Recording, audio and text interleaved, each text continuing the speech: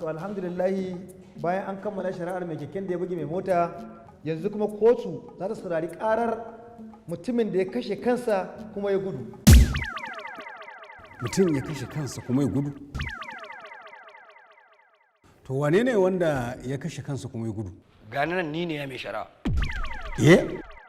Ni ne na kashe kaina kuma na gudu.